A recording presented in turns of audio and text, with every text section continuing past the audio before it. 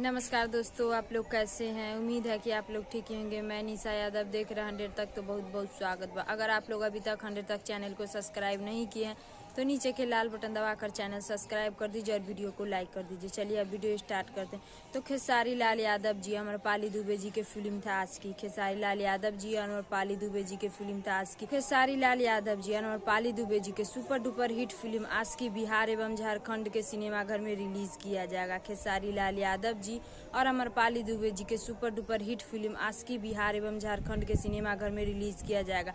और आप लोग के बता दी कि खेसारी लाल यादव जी, अमरपाली दुबे जी के सुपर डुपर हिट फिल्म आज की बिहार एवं झारखंड के सिनेमाघर में 4 मार्च को रिलीज किया जाएगा। खेसारी लाल यादव जी, अमरपाली दुबे जी के सुपर डुपर हिट फिल्म आज की बिहार एवं झारखंड के सिनेमाघर में 4 मार्च को रिलीज किया जाएगा। तो आप लोग खेसारी लाल यादव जी, अमरपाली दुबे जी के फिल्म आज की 4 मार्च के बिहार एवं झारखंड के सिनेमाघर में देखना नहीं भूलिएगा।